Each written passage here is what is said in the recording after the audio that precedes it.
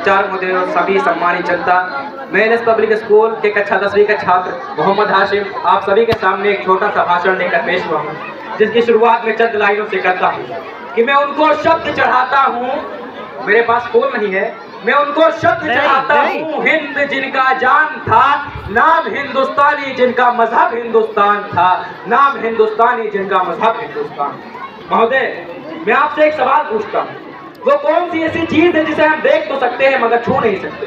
यही सवाल सन 1945 से पहले एक कक्षा में पूछा गया था। उस समय विद्यार्थियों ने इसके अनेक अनेक उत्तर दिए। किसी ने कहा हम सूरज को देख तो सकते हैं मगर छू नहीं सकते, किसी ने कहा हम आकाश को देख तो सकते हैं मगर छू नहीं सकते। लेकिन उसी कक्षा के बाहर खड़ा होकर पढ़ने वाला एक छात्र तपतपाई आंखों को लेकर, मुरझाई नजरों को लेकर खड़ा हुआ और पानी की तरफ देखकर बोला कि मैं प्यास से मर भी रहा हूँ लेकिन इस पानी को देख सकता हूँ मगर छू नहीं सकता, क्योंकि मैं एक अछूत जाति का हूँ और वह अछूत जाति का लड़का कोई और नहीं बल्कि संविधान के निर्माता डॉक्टर भीमराव अम्बेडकर जी। आज आजादी के 77 वर्षों के बाद सवाल भी वही है, घड़ा भी वही है और कक्षा भी वही है, किंतु अगर कुछ बदला है तो ये क्या किसी भी जाति, किसी भी धर्म और संप्रदाय का छात्र हो वो एक साथ बैठकर पढ़ सकता है, लिख सकता है, पानी भी पी सकता है और इतना ही नहीं बल्कि इस देश के सर्वोच्च पद पर एक आदिवासी महिला इस देश को उन्नति की राह भी दिखा सकता है। ये ताकत दी हमको हमारे संविधान ने।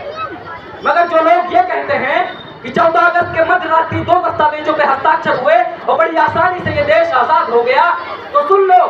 कतरा कतरा खून दिया था, दी जवानी जुनून दिया था, कतरा कतरा खून दिया था, दी जवानी जुनून दिया था, और खड़े अंग्रेज माने नहीं तो गोलियों से भून दिया था, और राजसी में मिली नहीं है, नहीं खरीदी पैसों से, सौदा लहू का मोल हुआ था भगत सिंह के जैसों से, और माओ ने गोली खाई थी बैठे लटके फंदों पर, आजादी की डोली उठी थी कुर्बानी के कंधों पर, आजादी की डोली उठी थी कुर्बानी के कंधों पर। जी हाँ, मैंने जिस आजादी की बात की है, जिस कुर्बानी की बात की है वो हमारे लिए बहुत है। यदि आज लाल किले पर तिरंगा झंडा भी लहराता है तो उसको पाने के लिए हमने जो कुर्बानियां दी है उनको याद दिलाते हुए मैं उस तिरंगे झंडे से भी कहना चाहता हूँ कि प्यासे वीरों को मैं लहू का उन्वान पिलाने आया हूँ, ए तिरंगे सलाम तुझको पर याद दिलाने आया हूँ, तेरे खातिर कितनी खोखे पलक झपकते खाली हुई, झांसी वाली तलवारें आजादी को मतवाली हुई, अरे तेरे खातिर ज्वार उठा था बंदूकों के नलियों में और उधम सिंह ने उधम मचाया लंदन वाली गलियों में, और तेरे खातिर लाला ने जल्दी वादी आगे कर दी और गोरी लाठी को टक्कर देने अपनी छाती आगे कर दी, और जलियांवाला बाग जिनका इनकलाब सुनाता है उनकी 2 सांसों के बल आज तलक तू लहराता है, उनकी 2 सांसों के बल आज तलक तू लहराता है। महोदय, आज हम राष्ट्र के नवनिर्माण की तो बातें करते हैं मगर अपनी संस्कृति, अपनी सभ्यता को इस कदर भूल गए हैं, और ये बात शायद हम आज तक नहीं समझ पाए कि सच्चा देशभक्त देश के लिए मरने की बात करता है, देश के लिए मारने की कभी नहीं। और हमारी मान्यता है कि वसुदेव कुटुंबकम की है,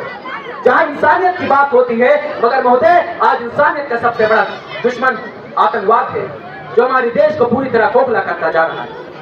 फिर चाहे वो आतंकवाद मासूमों के कत्ल के रूप में हो, फिर चाहे वो आतंकवाद मजलूमों के ऊपर जुल्म और अत्याचार के रूप में हो, फिर चाहे वो आतंकवाद इस देश के कानून के तबाह करने के रूप में हो, उन सभी के खिलाफ हमें पुरजोर कदम उठाने की जरूरत है और यह आवाज उठाने की जरूरत है कि अपनी दहशत से एक लम्हा डराने वालों,